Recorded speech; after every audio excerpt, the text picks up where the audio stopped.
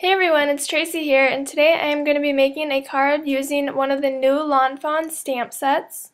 So this is going to be a shaker card, and I'm also using the Hello Sunshine 6x6 paper pad, also from Lawn Fawn.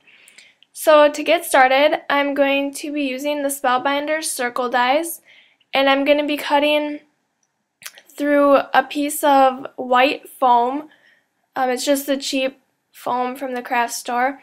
And then a piece of acetate. And this piece I actually just cut from the packaging of a Cricut cartridge. So you could use thinner acetate, or this is a little bit thicker. It doesn't really matter. So I cut the same size circle. It's the largest one from the set. I cut that from the acetate, and now I'm cutting it from the foam adhesive.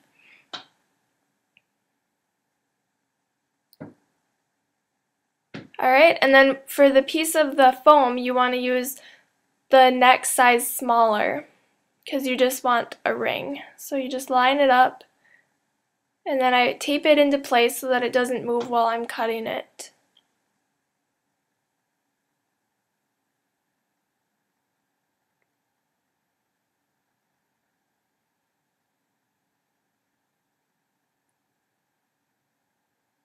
Alright, so then I'm going to also cut a circle from my piece of pattern paper that I'm going to be using. And this one you want the third size smaller because you want otherwise you'll be able to see the foam through it, so you want it smaller than the foam circle.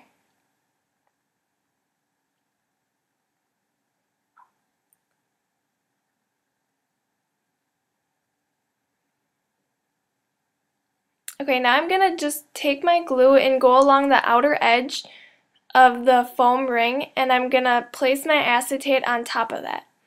Now when I made mine, as I'm going to show you, I did it a little bit backwards. So you can do it this way, it still works, but usually I would not glue the acetate down yet. I would glue the background paper down first.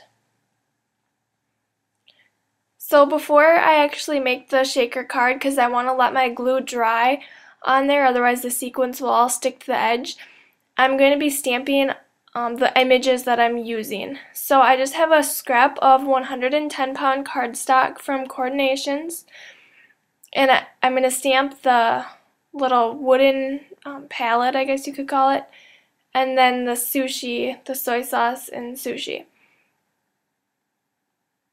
And when I'm using this cardstock, I like to let my images dry a little bit before I start coloring them in with Copics, just to be sure that the ink is dry and it's not going to smear when I'm coloring.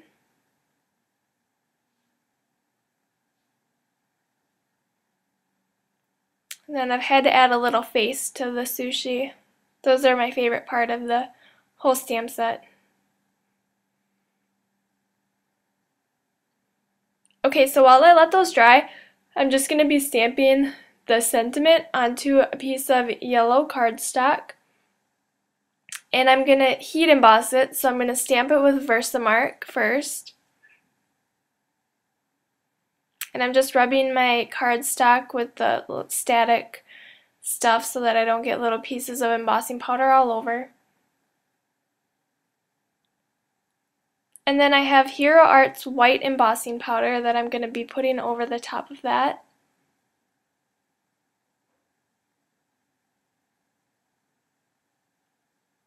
And I like to just do it on a piece of scrap paper so that I can pour the rest of it into my container so I don't waste any.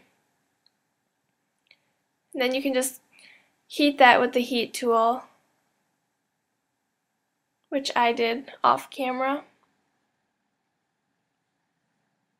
Alright, so now I'm ready to color in my images. So I'm going to be using the E23 and E25 Copic markers. Those are my favorite brown markers. They're just kind of a good neutral brown and they're not too dark.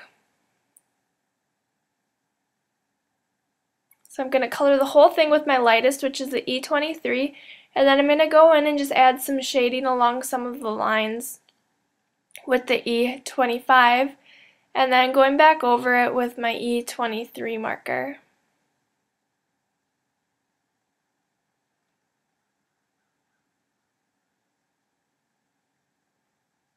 And then I have my E81 that I'm going to be starting with for my sushi. And to be honest with you, I don't eat sushi, so I have no idea what it really looks like, so I kind of just guessed the colors. So now this is the E08. It's more of a reddish brown.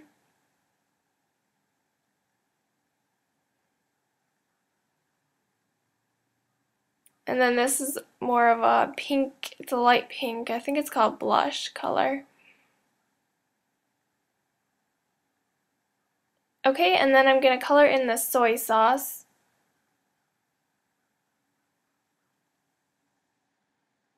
So that is the W5 Copic marker.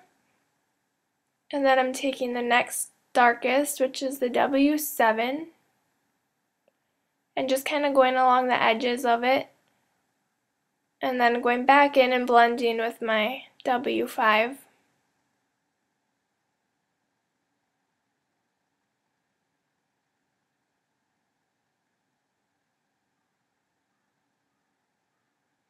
And then for the empty part of the bottle, I'm using the C1, which is a light gray.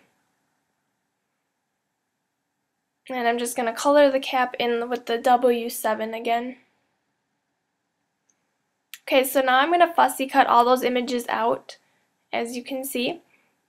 And now it's time to put the rest of the card together. So I'm just going to attach the sentiment onto the front first. And now is when I realized that I kind of did it backwards. So I'm just going to dump some of my sequins in there. I have some clear ones and then silver and black. And you can add as many as you like, fewer, more, it doesn't really matter. And I'm just going to run my Tombow Mono Multi-Glue along the edge again.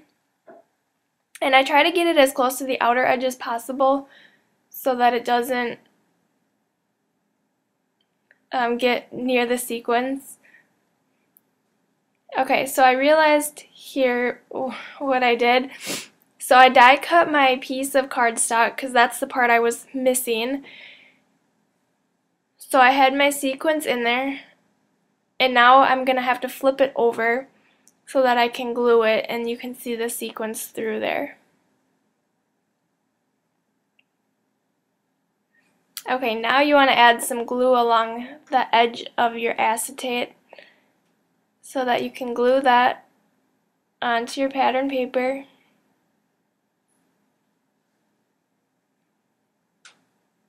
And then to adhere that onto my card base,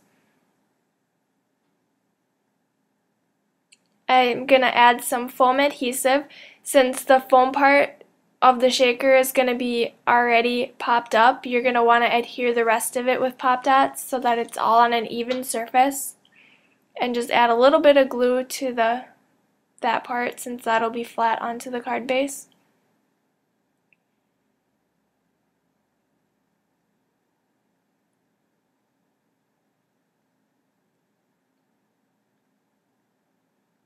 And once that's on there, we're going to just add the pieces that we cut out, the stamped images.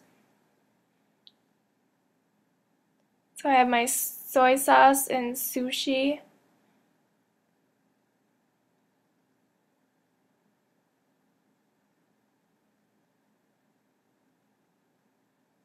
Okay, and that's our finished shaker card. Thank you so much for watching.